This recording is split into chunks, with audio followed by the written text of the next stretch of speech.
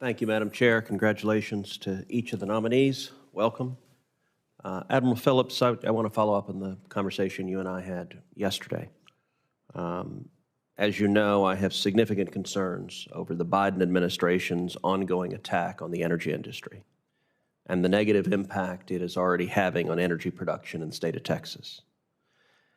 In this case, I'm concerned also about how it could impact the application process for deep water ports licensing.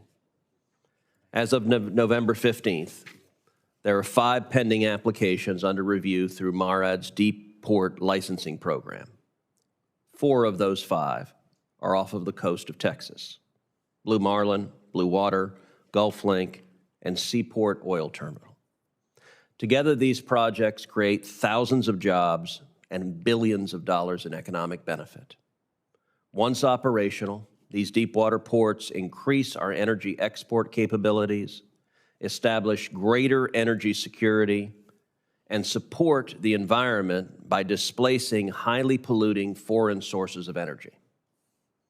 Even though the U.S. energy-related CO2 emissions have declined by 15% since 2007, and they continue to decline, President Biden and his appointees have been deeply hostile to any and all projects involved in the transport of oil or natural gas.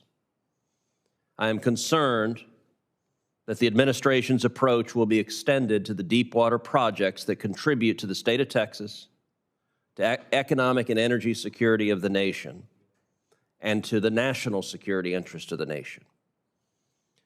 Admiral Phillips, if confirmed, you will be in a position at MARAD to approve or to deny applications for port project licenses. Knowing the benefit that these projects bring to the U.S. economy and to our national security, if they meet the statutory requirements, should they be approved? Senator Cruz, thank you for your question, and thank you for your time yesterday. I appreciate it.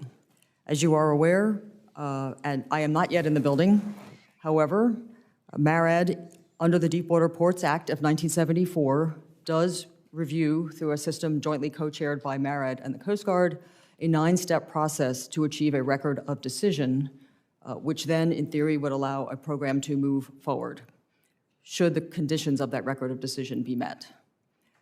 The Maritime Administration, as I understand, follows the law in that process and works through that 9-step process to achieve a record of decision, working with stakeholders, with applicants, and with a number of federal agencies. Should I have the honor to be confirmed, I commit to continuing a fair and equitable review of that process under the law to move processes forward to achieve a record of decision. So you gave me the same answer yesterday in my office, that you would follow the law, and my question is, if these applications meet the legal and statutory requirements, should they be approved? Senator, thank you for that question. Without being in the building and without having detailed knowledge of each of these applications and their outcomes, I can commit to you that we will review them fairly and equitably, and we will follow the law to complete the process. So you're not willing to say if they meet the statutory requirements, they should be approved? Should I have the honor to be confirmed and have actual sight of these applications and the outcomes and records of decision? Yesterday you said you'd follow the statute. I'm asking if they meet the statutory requirements, should they be approved?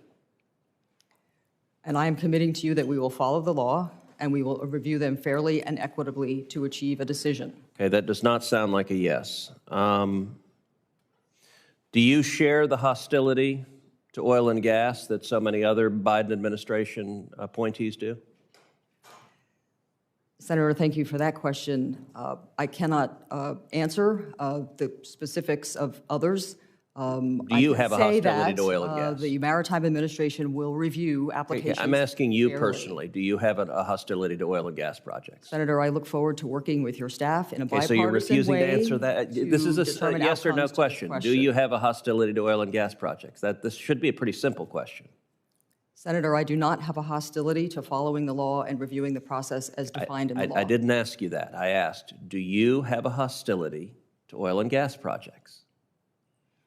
And Senator, I am thanking you for your question, and I am stating that I will follow the law fairly and equitably. So you're which means refusing to there will answer not that be a question. bias That's highly in the outcome. disappointing that you're not even willing to say you don't have a hostility to those projects. That is deeply concerning. Senator Cruz, I think she's saying that she's going to follow whatever the administration. No, she's not. I'm asking if she has a hostility to oil and gas. It would be very easy. If you asked a witness, do you have a hostility to airplane manufacturing, and they refuse to answer that, I'd be willing to bet you'd be pretty upset at that. Look, I think we just made a record investment in port infrastructure, and I believe in And the Biden administration is signaling out Texas and refusing to invest in Texas. Well, I think she's saying she's going to get in there and see what the law requires. So No, I would she's not. Well, I'd like to move to Senator Markey if I could.